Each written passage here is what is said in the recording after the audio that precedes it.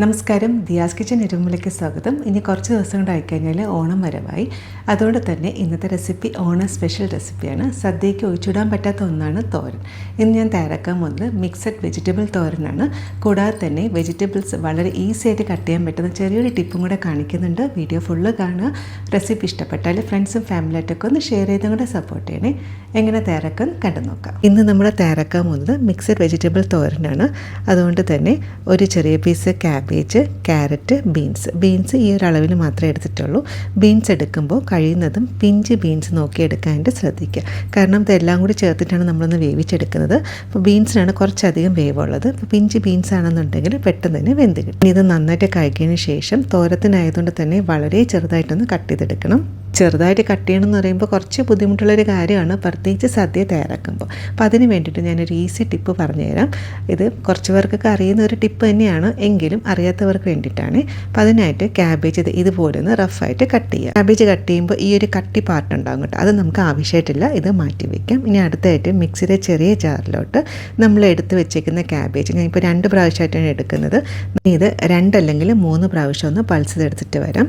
അങ്ങനെ പൾസ് ചെയ്തെടുത്ത് വന്നിട്ടുണ്ട്. നോക്കൂ, നൈസായിട്ട് തന്നെ കിട്ടിയിട്ടുണ്ട്. സാധാരണ നമ്മൾ ക്യാബേജ് തോരൻ തയ്യാറാക്കുമ്പോൾ കത്തി വെച്ചിട്ട് കൊത്തിയാണ് ചെയ്യേണ്ടത്, അല്ലെങ്കിൽ ഗ്രേറ്റർ ഉപയോഗിക്കുന്ന കാട്ടിലും ഇങ്ങനെ ചെയ്യുന്ന കേട്ടോ നല്ലത്. ചോപ്പർ ഉണ്ടെന്നുണ്ടെങ്കിലും ഇതുപോലെ നമുക്ക് തയ്യാറാക്കി എടുക്കാം. പക്ഷേ ചോപ്പർ എല്ലാവർക്കും ഉണ്ടാവണം എന്നില്ല, മിക്സി ആകുമ്പോൾ നമുക്ക് എല്ലാവർക്കും ഉള്ളതല്ലേ, അതുകൊണ്ടാണ് ഞാൻ ഈ ഒരു രീതിയിൽ ചെയ്ത് കാണിക്കുന്നത്. അപ്പോൾ ഇതുപോലെ അടുത്ത സെറ്റ് ക്യാബേജും റെഡിയാക്കി എടുക്കാം.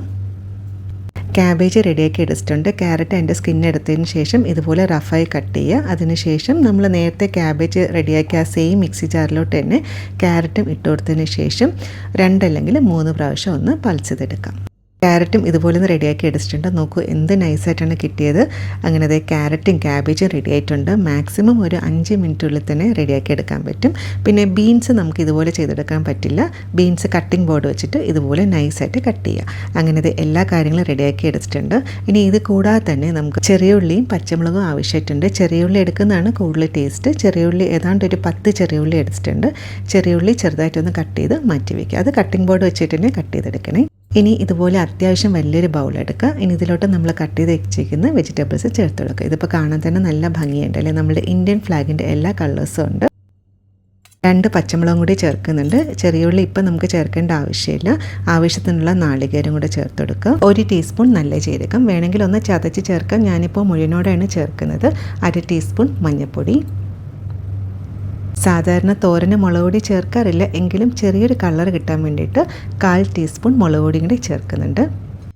കരിവേപ്പിലയും കൂടെ ചേർത്ത് കൊടുക്കുക. സദ്യക്ക് കുറച്ചധികം കരിവേപ്പില ചേർക്കുന്ന കേട്ടോ, കുറച്ചും കൂടി ടേസ്റ്റി ആയിട്ടുള്ളത്. ആവശ്യാനുസരണം ചേർക്കാം. ഈ സമയം തന്നെ ആവശ്യത്തിനുള്ള ഉപ്പ് ചേർത്ത് കൊടുക്കുക. ആവശ്യമാണെങ്കിൽ കുറച്ചുകൂടി നമുക്ക് പിന്നെ ചേർക്കാം. ഇനി ഇത് എല്ലാം കൂടി നന്നായിട്ടൊന്ന് മിക്സാക്കി എടുക്കുക.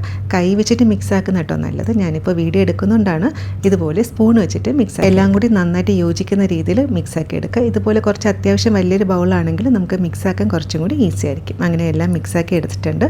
ഇത് റെസ്റ്റ് ചെയ്യാൻ വെക്കേണ്ട ആവശ്യമൊന്നുമില്ല. തോരൻ തയ്യാറാക്കാം. ഫ്ലെയിം ഒന്ന് മീഡിയത്തിലാക്കിയതിന് ശേഷം കടായിലോട്ട് 1 ടേബിൾ സ്പൂൺ വെളിച്ചെണ്ണ ഒഴിച്ചു കൊടുക്കുക. എണ്ണ നന്നായിട്ട് ചൂടായി കഴിഞ്ഞാൽ ചെറിയ സ്പൂണ് കടുക്, 2 ടീസ്പൂൺ ഉഴുന്നുപരിപ്പ് മസ്റ്റായിട്ട് ചേർക്കണേ. ഇത് നന്നായിട്ടൊന്ന് മൂപ്പിച്ചെടുക്കുക. അതായത് കടുക് നന്നായിട്ട് പൊട്ടണം, ഉഴുന്നുപരിപ്പിൻ്റെ കളർ ചെറുതായിട്ടൊന്ന് മാറി വരണം. അതിനുശേഷം നമ്മൾ കട്ട് ചെയ്ത് വെച്ചേക്കുന്ന ചെറിയ ഉള്ളി ചേർത്ത് കൊടുക്കുക. ഇതൊരു 10 ചെറിയ ഉള്ളി എടുത്തിട്ടുണ്ട്. ചെറിയ ഉള്ളി ചേർക്കുന്നതാണ് കൂടുതൽ ടേസ്റ്റ്. സവാള വേണമെങ്കിലും ചേർക്കാം, പക്ഷേ സവാളയ്ക്ക് ചെറിയൊരു മധുരം ഉണ്ടാവും. അതുകൊണ്ട് ഏറ്റവും നല്ലത് ചെറിയ ഉള്ളി ചേർക്കുന്നതാണ്. ഇനി ചെറിയ ഉള്ളി നന്നായിട്ടൊന്ന് വഴറ്റിയെടുക്കുക. ചെറുതായിട്ടൊന്ന് കളർ മാറി വരുന്നവരൊന്ന് വഴറ്റിയെടുക്കണം. നമ്മൾ സാധാരണ തോരൻ തയ്യാറാക്കുമ്പോൾ സവാളയും കൂടി ആ ഒരു വെജിറ്റബിൾസിൽ കൂടി ചേർത്തിട്ടൊന്ന് മിക്സാക്കി ഒരുമിച്ചല്ലേ വേവിച്ചെടുക്കുന്നത്. ഇന്ന് സദ്യ സ്പെഷ്യൽ ആയതുകൊണ്ടാണ് ഇങ്ങനെ ആദ്യം ചെറിയ ഉള്ളി നന്നായിട്ടൊന്ന് വഴറ്റിയെടുത്തതിന് ശേഷമാണ് നമ്മൾ പച്ചക്കറികൾ ചേർക്കുന്നത്. ഇങ്ങനെ ചെയ്യുമ്പോൾ പ്രത്യേക ഒരു ടേസ്റ്റ് ആട്ടോ. നമ്മൾ സാധാരണ തോരൻ നമ്മൾ നോർമൽ ഡേയ്സിലൊക്കെ തയ്യാറാക്കുന്നതിനെക്കാട്ടിലും സദ്യക്ക് തയ്യാറാക്കുമ്പോൾ പ്രത്യേക ഒരു ടേസ്റ്റ് അല്ലേ. അപ്പം ഇതാണ് ചെറിയൊരു പൊടിക്കൈ. കൂടെ തന്നെ വറ്റൽമുളകും കരിവേപ്പിലയും കൂടി ചേർത്ത് കൊടുക്കുക. കരിവേപ്പില ഇത്ര ചേർക്കണം നിർബന്ധമില്ല കേട്ടോ. എനിക്ക് കരിവേപ്പില ചേർക്കുന്നത് ഭയങ്കര ഇഷ്ടമാണ്, അതുകൊണ്ടാണ് കരിവേപ്പില കുറച്ചധികം ചേർത്തത്.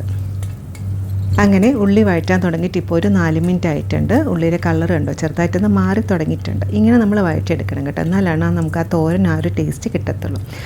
ഇതുപോലെ ആയിക്കഴിഞ്ഞാൽ നമ്മൾ നേരത്തെ കട്ട് ചെയ്ത് വെച്ചേക്കുന്ന വെജിറ്റബിൾസ് ചേർത്ത് കൊടുക്കുക.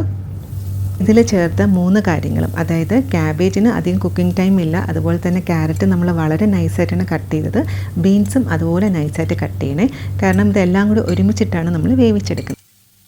ഇനി ഫ്ലെയിം തീരെ സിമ്മിലാക്കി വെക്കണേ. അതിനുശേഷം എല്ലാം കൂടി നന്നായിട്ടൊന്ന് മിക്സാക്കി എടുക്കുക. ഇനി ഇതിലിപ്പോൾ ഉപ്പ് ചേർക്കേണ്ട ആവശ്യമില്ല. ഇത് കുറച്ചും കൂടി കുക്കായി കഴിഞ്ഞതിന് ശേഷം നമുക്ക് ഉപ്പ് നോക്കാം. ആവശ്യമാണെങ്കിൽ അന്നേരം നമുക്ക് ഉപ്പ് ചേർത്ത് കൊടുക്കാം.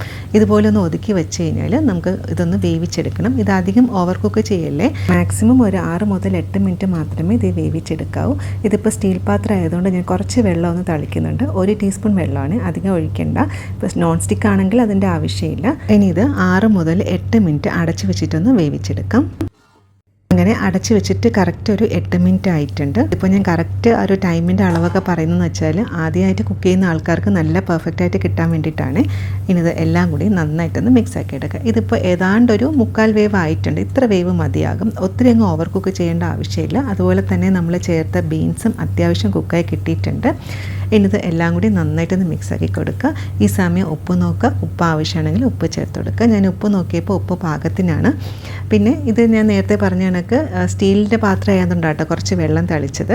നോൺ സ്റ്റിക്ക് ആണെങ്കിൽ അതിൻ്റെ ആവശ്യമില്ല. ആവശ്യമാണെങ്കിൽ മാത്രം വെള്ളം തളിച്ചു കൊടുത്താൽ മതിയാകും. ഇത് ആവിയിലിരുന്ന് വേണം വേവിച്ചെടുക്കാനായിട്ട്. അതാണ് അതിൻ്റെ ടേസ്റ്റ്. ഇനി ഫ്ലെയിം ഓഫാക്കാം. ഇനി ഒരു പ്ലേറ്റിലോട്ട് നമുക്ക് സെർവ് ചെയ്യാം. ഒട്ടും കുഴഞ്ഞൊന്നും പോകാതെ നല്ല പെർഫെക്റ്റായിട്ട് കിട്ടിയിട്ടുണ്ട്. അപ്പോൾ ഇന്ന് ഞാൻ കാണിച്ച വെജിറ്റബിൾസ് കട്ട് ചെയ്യാൻ ടിപ്സ് ഇഷ്ടപ്പെട്ടാണെന്ന് വിചാരിക്കുന്നു. ഈ ഒരു റെസിപ്പി ഇഷ്ടപ്പെട്ടാൽ പറ്റുകയാണെങ്കിൽ ലൈക്കും ഒന്ന് സബ്സ്ക്രൈബൂടെ ചെയ്യാൻ സപ്പോർട്ട് ചെയ്തേക്കണേ. ഓണത്തിന് ഈ ഒരു തോരൻ ഒന്ന് ട്രൈ ചെയ്ത് നോക്കിയിട്ട് ഫീഡ്ബാക്കും കൂടെ അറിയിക്കാൻ മറക്കരുതേ. പറ്റുന്ന പോലെ സന്തോഷിച്ചിട്ടിരിക്കുക. ഇതുപോലെ വേറെ റെസിപ്പി ആയിട്ട് കാണാം. താങ്ക്